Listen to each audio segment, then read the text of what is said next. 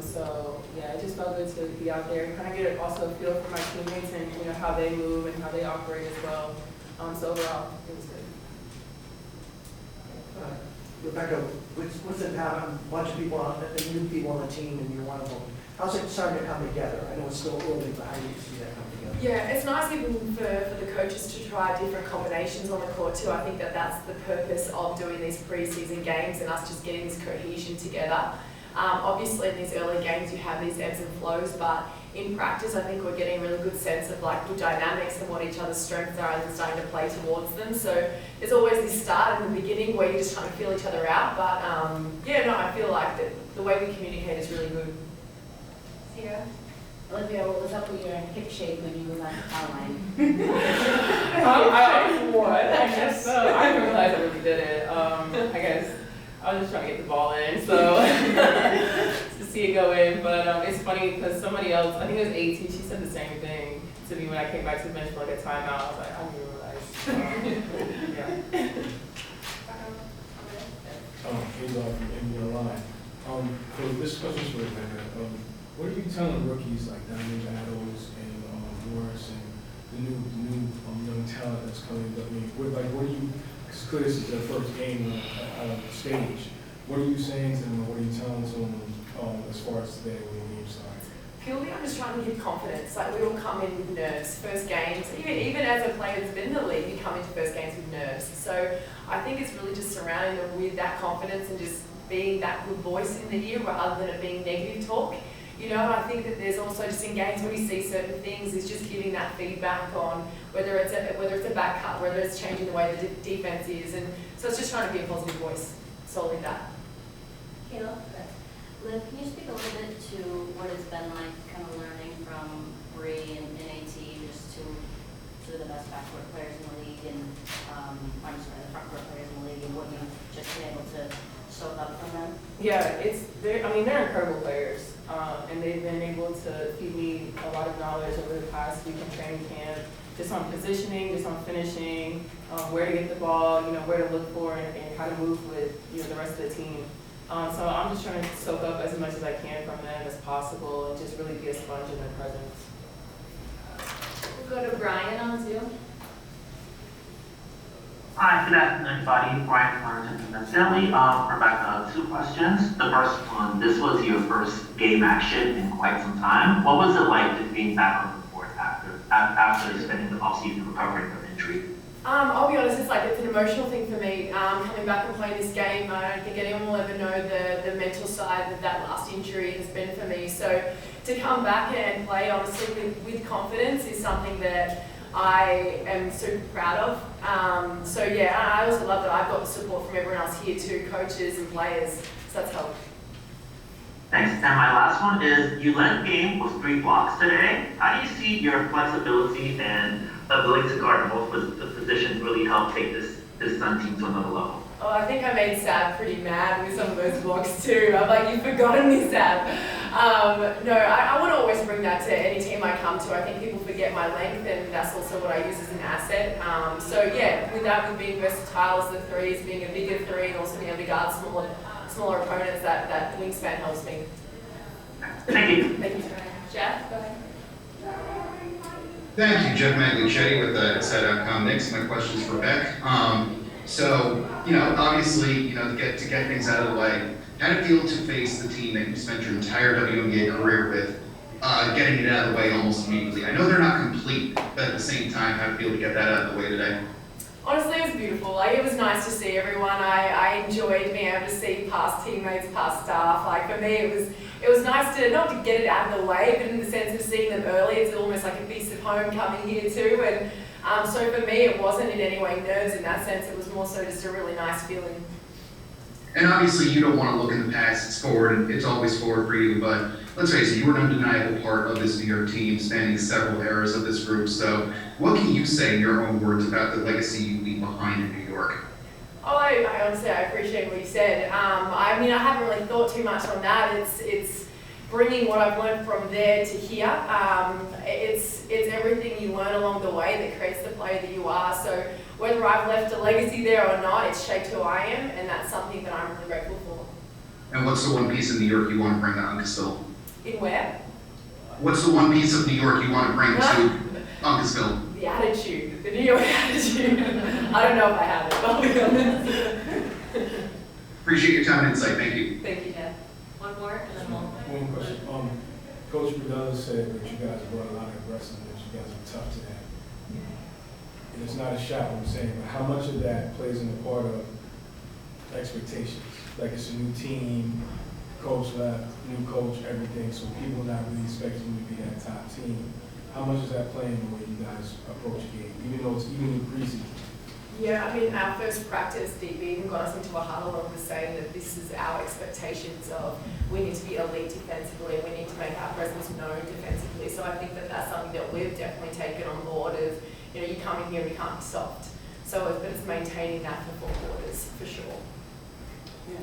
I would say just coming out with that aggressive mentality and keeping that.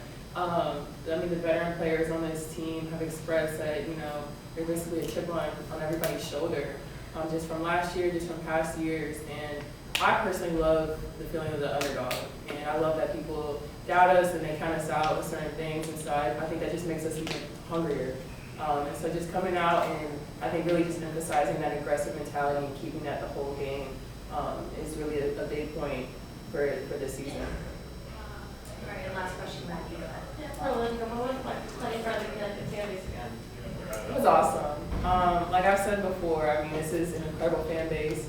They support women's basketball like no other.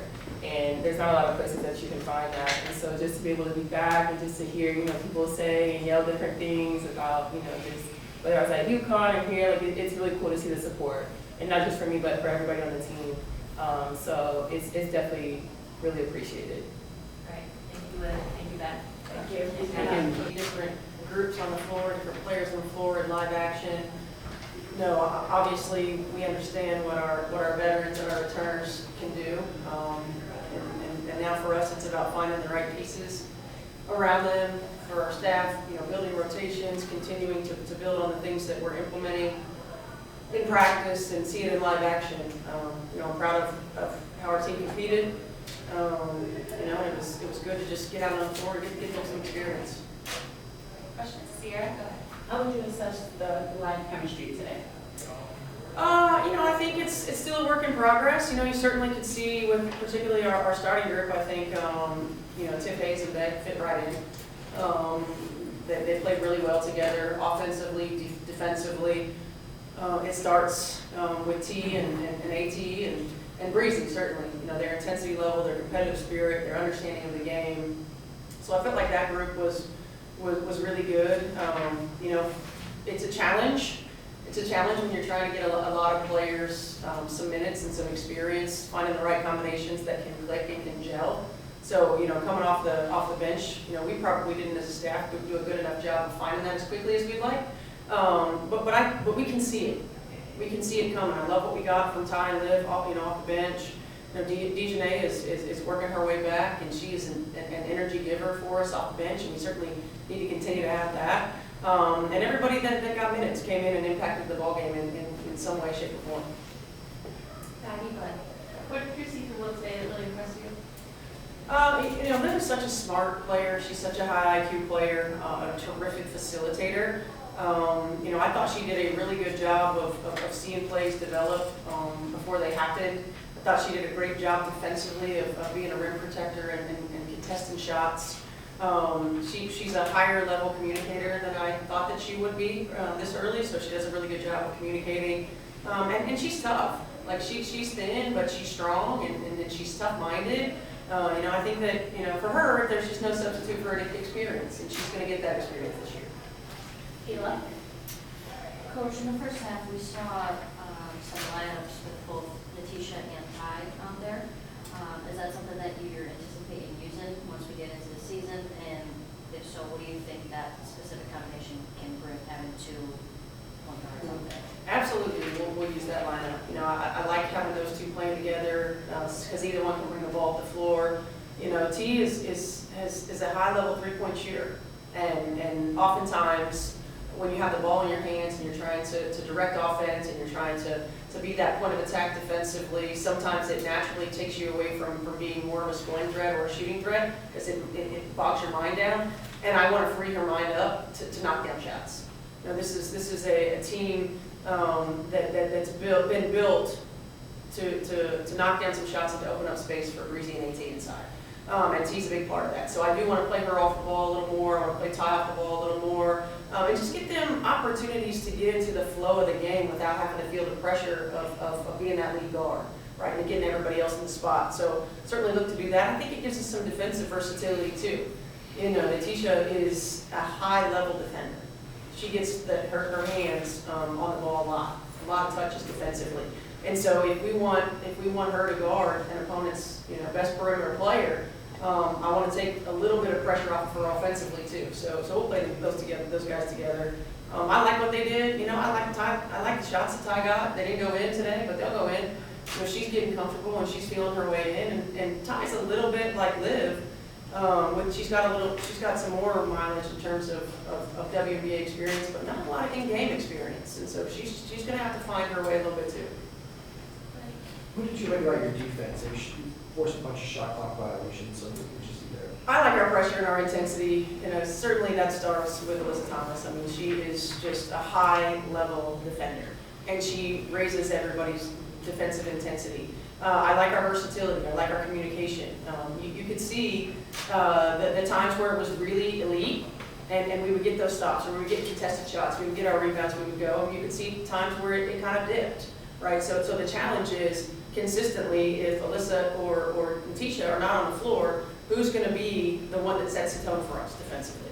So we've got to find that. That's got to be our challenge. But I like our activity level. I like our versatility. We just have to continue to consistently be elite level communicators. Coach, for those who are not veterans on this team, what specifically were you looking for from them, and how much of it did you get? Energy, first and foremost. Making sure that you're ready to go.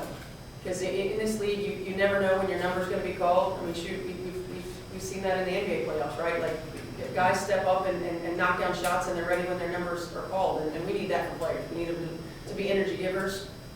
We need them to execute defensive assignments. We didn't make a lot of changes defensively today because we really wanted to work on being really good at the ones that we were trying to execute. And so we're watching to see, is there a retention level? Is there carryover? Are you able to execute at a high level for multiple possessions at a time?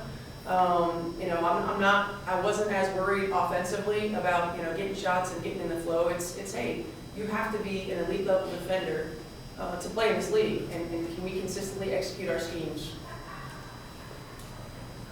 Hey, Coach. Coach Burdell said you guys came out tough and aggressive today, and you spoke about it in your defense.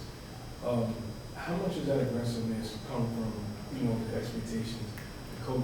Previous coaches left a lot of players in the previous regime left, so the expectations might seem low outside the locker room, but inside the locker room they're pretty just as high as they was before. How much does that play into the part of how you guys play the game, even in preseason? I'm not sure it's expectations. I think it's just the identity of this group. I think it's the identity of who Alyssa Thomas is. I think it's the identity of who Natisha Heidemann is.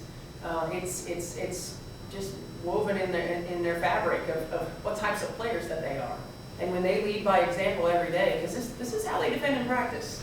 So this isn't just a game day thing, right? When they do that every day, it raises everybody else's intensity level. Breezy's been playing with them for a while, so she understands that. So she steps up to the challenge. Beck, I think, is an underrated defender. Tiffany Hayes, I think, is one of the best two-way players that this league has seen. And using their length and using their athleticism, using their experience, particularly with those two, I think we've got a chance to continue what this franchise and has been known for in terms of defensive toughness. Hi, Stephanie. Good to see you.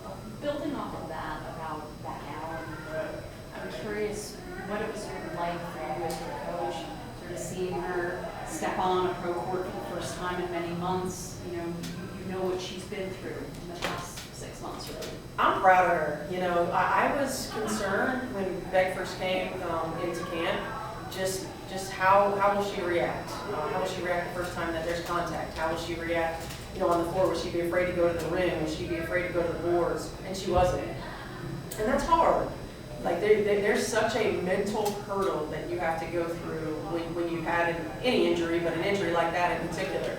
And I didn't see any hesitancy from day one. So I'm proud of her because I know that that's difficult. I think that she fits in perfectly, not just on the court, but in the locker room, in the community. I mean, she's just a joy to be around. She's a selfless player. She's a versatile player, and she's going to help us in a lot of ways. Thanks, Coach.